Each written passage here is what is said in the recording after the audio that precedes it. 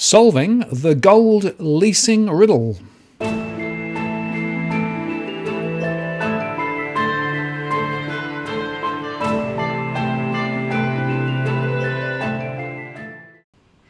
Martin North, John Adams, in the interest of the people. Back in 2018, John Adams and I recorded a show on the Digital Finance Analytics channel, discussing specifically the 11 tons of gold and the question of gold leasing. Now, in the next few days, John is going to be able to break some news with regard to solving that riddle. But before we get to that, it's worth listening again to this earlier show, which sets up the later conversation. Now, this was recorded on the Digital Finance Analytics channel in the old style, but nevertheless the content remains as relevant as ever. And today I'm joined, of course, by John Adams. And John, we're on the gold hunt. We are indeed today. Right. And of course there's been a lot of interest in gold, not least from a lot of our followers, but this is a slightly different twist on the story, isn't it? I have been looking at the gold holdings of the Reserve Bank of Australia for a few years, and in early September, about 6 weeks ago, I put a series of questions directly to the RBA. 6 weeks later, I've got no answers. I got one response in saying that they will respond in due course.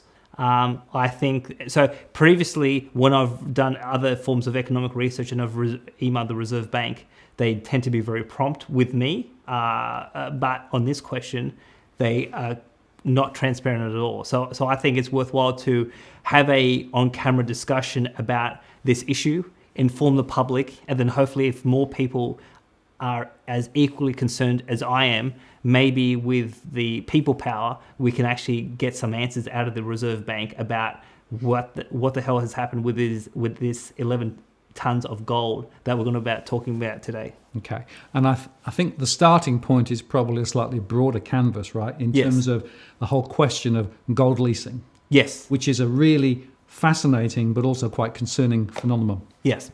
So basically for the last decade, there has been an international conspiracy theory going around that Western central banks have been lending out their gold in order to suppress the international gold price. So the theory goes that since 1971, we've closed the gold window. We've gone on to a completely fiat currency system. There's been massive money printing over 40 years. We've seen a massive increase in a whole host of, in terms of asset classes, from real estate to bonds to shares, etc. There has not been any breakdown in the international monetary system because citizens around the world have basically kept faithful with the fiat currencies of the Australian dollar, the US dollar, the British pound, the euro, etc. So obviously to keep that confidence in the paper money, there's been this theory that they've been trying to suppress the gold price down by leasing Western gold to refiners in Switzerland. That gold is then melted down and then is sold to countries where there is high demand for gold. So that is China, Russia, Iran, Turkey, Kazakhstan. So basically East Asia, Central Asia, and Eastern Europe. So because otherwise you would have seen a massive increase in the price of gold. So what that says is that you start with one gold bar, right? Yes. It's on somebody's book somewhere. Yes. Right. They then lease it off to somebody else. Yes. Right? But it still stays as an entry in that book. Yes. Right? That is then melted down and then resold again. Yes. So effectively it's recycled. Yeah. Right? And then that will appear in somebody else's book, or it will be, jewellery or something or other. Yes. Right? So there's been some international people looking at this, and we're going to show a video very soon about. So there's a billionaire called Eric Sprott, and he assembled his own team to look at this particular question. And what they thought they concluded with was annual gold mining production isn't enough to meet global demand. And because the price has been suppressed and we haven't seen enough supply from the mines, there's a sector of gold that's being funneled into feeding the demand of the East. And the question is, well, where is that gold coming from? So let's just play the clip for the viewers to see. The way that was done is that there would be an armored car that would take it to Stansted Airport, that would then be flown to Switzerland. It would be re-refined in a refinery in Switzerland, which then produced little bars and big bars, which were then turned into jewelry, which was then hanging on the women of the world, right? Okay. So that's really interesting. So it's suggesting that the central banks will have an entry in their ledger which Yes. says, we own this gold, Yes. when in fact they don't. Yes. Yes. So that is the conspiracy. Now, because this conspiracy because it's been out there, particularly in certain quarters of the world, this has spooked several countries about the safety and the sanctity of their own gold. So since about 2012, you've started to see a whole host of countries demanding they get their gold back, because after World War II, most of the gold went to France, to England, and to the US.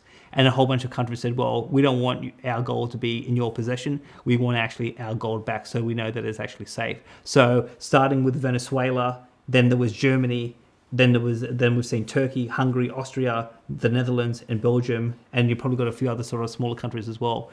There's been this sort of global movement around gold repatriation, and the one that got the most attention has been Germany. So there's been one member of the German Parliament that he's a gold bug, and he's been really pushing this barrow quite hard. He basically sort of was telling people Germany doesn't have its gold, the Americans and the French have it, and we don't even know what state of the gold is. There was a proceeding in front of a court, so the Germany has a court, like an audit court, and they basically said that the audit procedures to look at the gold holdings of Germany, whether it's in Germany or outside of Germany, were completely deficient.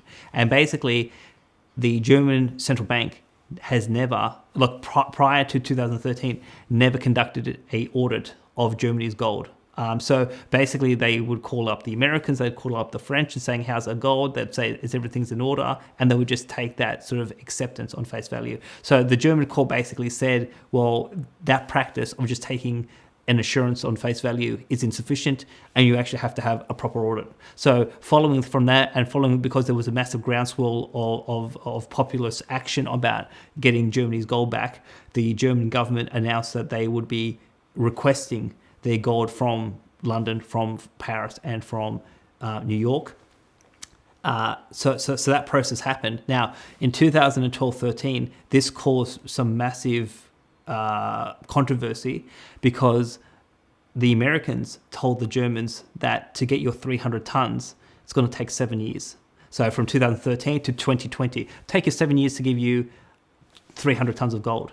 Now, the question was, well, if it's, yes, 300 tons is a lot of weight, it actually takes a bit of time to transport, but surely it doesn't take 7 years. And so this caused a number of massive conspiracy theories around the world to say, well, obviously the Americans don't have Germany's gold because it doesn't take 7 years to actually get it. So that caused a lot of controversy. 2013, they started the process, and basically, I think in 2017, the process was completed. So they actually were able to speed up the timeline 3 years faster than what the Americans initially said. But obviously, having said that, once the cat got out of the bag and the Americans said it's going to take 7 years, everyone around the world in the financial market started to panic, and they're saying, well, maybe the Americans don't have our gold. And obviously, there's been massive conspiracy theories about Fort Knox. Is the gold really in there? Is it not in there? And so when this official reply from the Americans came to the Germans, they said, well, something is amiss. So in our context with the Australia's gold, I've been on a bit of a hunt to find out what's happened with our gold, given this conspiracy theory about gold leasing, but also because there has been a concern about the security of gold that is being held in London, Paris, or in New York. So in that context, I've been looking at the state of play with the gold holdings of the Reserve Bank. Now, prior to 1997, the RBA held 247 tons of physical gold bullion. And in 1997, because the gold price was suppressed, because it was quite low, so we're talking about, I think in US dollars, about $250 an ounce. There was a decision made by a number of countries around the world. UK sold a lot of gold, the Canadians sold a lot of gold, and we sold a lot of gold. So the RBA in 97 made the decision to sell 167 tons of gold, and we went from 247 tons to 80 tons. Now, just on that one decision alone, this decision to sell 167 tons in 1997, so almost 21 years ago, that one decision has cost the Reserve Bank $7.35 billion.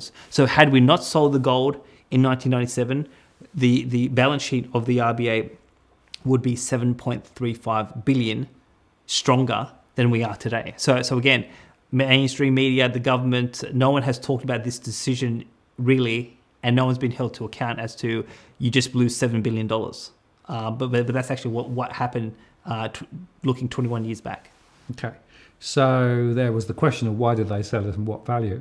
But the other question, I suppose, is where is the gold? Is it in Martin's place?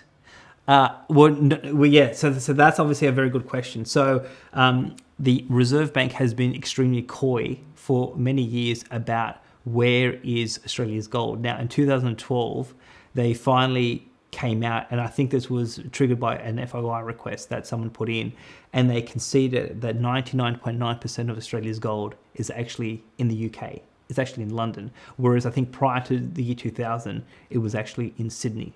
Most of the gold transactions in the world happen in London. So if our gold is in London, it's easier for the Australian government to buy and sell, because if you buy or sell, particularly if you sell, you have to have the gold there so you can actually make delivery. So that, I think from memory, that is the excuse. But in 21 years, after we've gone from 247 tons to 80 tons, we haven't changed the amount of gold we own in 21 years. So it's remained stable at 80 tons. And for me personally, I've been having this thought in my head for at least 5 years that Australia should be joining this global movement, and we should be bringing back our 80 tons from the UK back to Sydney. So do we know for sure that it's in London then? Well, so the Reserve Bank has said that 99.9% of its holdings is in the UK. So they have said that on the public record. Now, where the controversy comes up is, now, according to the RBA annual statement, or the annual report for 2018, they have said publicly that 11.1 tons of gold has been lent out or has been leased. So of that 80? Of that 80. Okay, yep. So what that means is that 69 tons is, in theory, sitting in the Bank of England, and it is there, it is secure. Now, sorry, have we seen it there? Do we know it for sure that it's there? Well, I don't think we have seen it. The Reserve Bank, in its 2014 annual report, and I think this was driven a lot by what happened with the Germans, they sent an official RBA team to London to conduct an audit of our gold. There was, now when these audits happen, you don't get to see all the gold, you only see a sample. So each gold bar will have a serial number and will have the emblem of the nation. So obviously the Australian crest will be implanted or imprinted on our gold bar, and it'll have a serial number. So when the officials from the RBA went in 2013-14 to London to conduct a gold audit, they got to see a sample. How big was that sample? I mean, was it, 20 kilos? Was it 100 kilos? I mean, how big was the audit? We don't know. And the reason why we don't know was the Reserve Bank has never released the results of the audit, even though certain parties in the last 5 years has gone to the RBA and has actually asked the question, can you reveal the details of the audit? So we haven't seen it. We don't know what they found in the audit. We don't know how much of the 69 tons they've actually seen. What was the state of that? But for the purposes of this conversation, we can, let's just say that the gold is there, although no one can be categorical that the gold is there. Right. So we take the Reserve Bank's word for it. that the gold is there. That the gold is there. Okay. So now on this 11 tons then, Yes. that is not there. No. Right. So we know that 11 tons is not there. Yes. So where is it? Well, okay. So according to the 2018 annual report, the RBA has said that this 11.1 tons is worth 604 million, and this was valued as of June of this year. And that, so there's a couple of issues here. The first thing is that it said that, so it's been leased out, and the details of who has it and the terms of the loan are not disclosed, and that's what I've been emailing the Reserve Bank about. But before we get to those questions that I've posed to the RBA, so this is a statement by the RBA, is that so basically to say that 0.71 million or 710,000 income from gold loans was generated like in the last financial year. So this is on their statement. This is on the Reserve Bank statement of accounts, right? So there was a particular sentence on page 64 of the annual report that said that there was basically 710,000 of income generated from gold loans.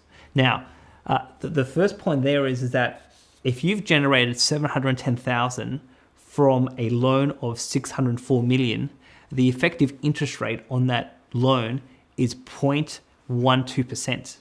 Now, there could be a distinction between generating interest from the loan versus income, but they haven't sort of made that distinction in their report. They've just said the income from the loan is 710,000. So the first question I have is that if the Reserve Bank, in the name of the Australian people, are issuing a loan, why the hell are you just charging 0.12%?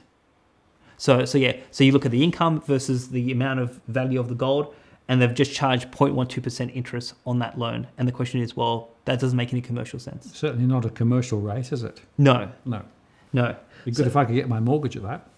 Absolutely, yeah. So I mean, anyone would love would take a loan. I think your survey results would show there'd be no mortgage stress if mortgage rates were at 0.12%. Right. And the Treasury 10-year, right, which is meant to be as risk-free as you can get, yes, right, is above 3%. Yes.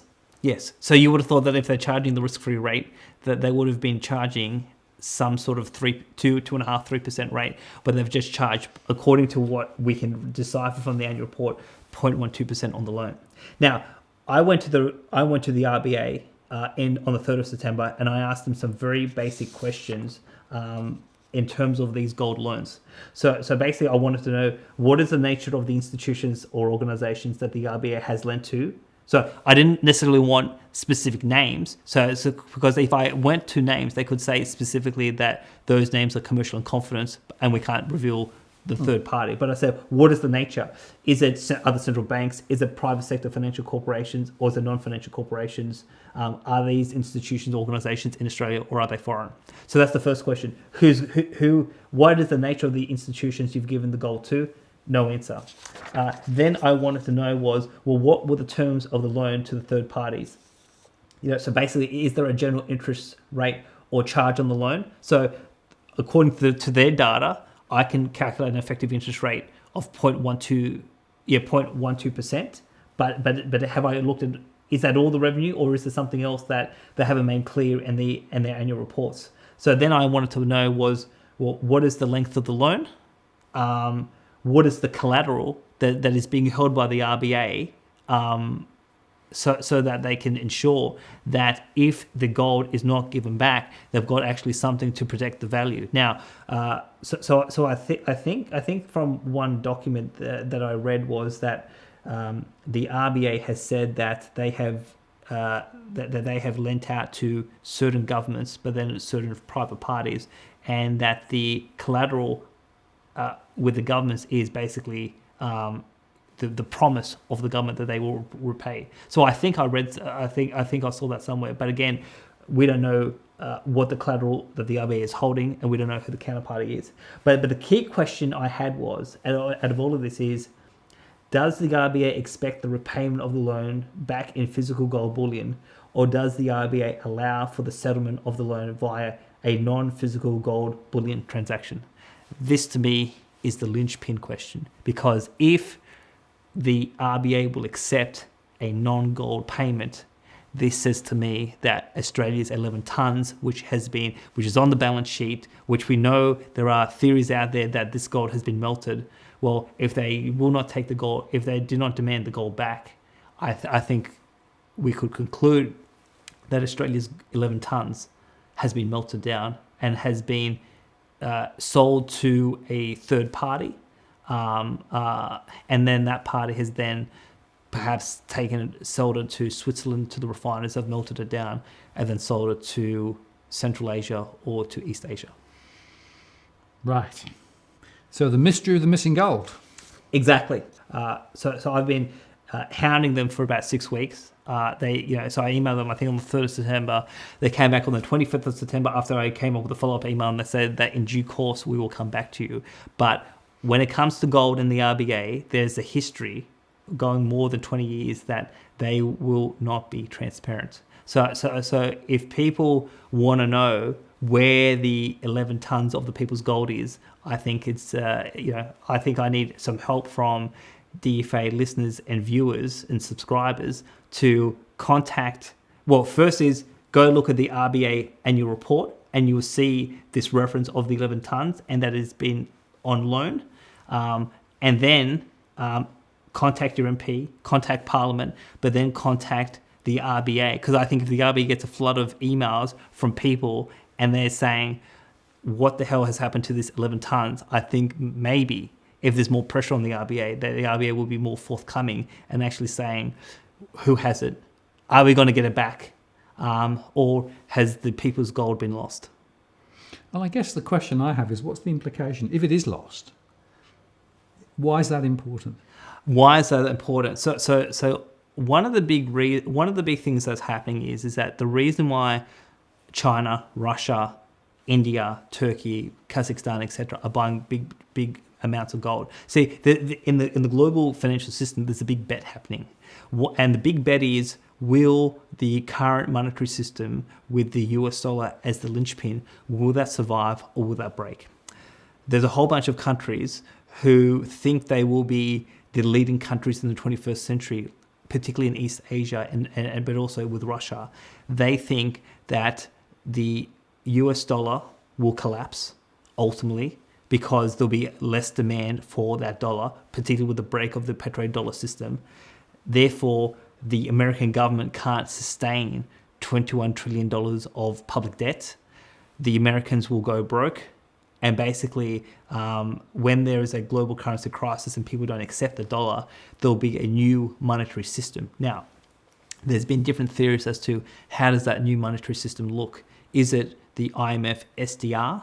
Is it a basket of currencies with maybe the SDRs and gold?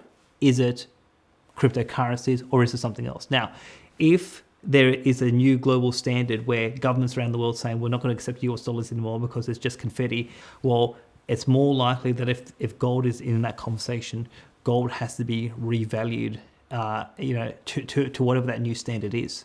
Now, if gold is revalued, so for example, gold today is about $1,220 per ounce in US dollars.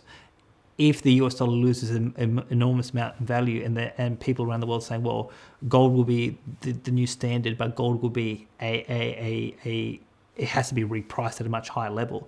Well, if gold in the international monetary system is revalued at a high level, the people who hold gold will actually have enormous amounts of wealth to be able to deal in international commerce, in international investment.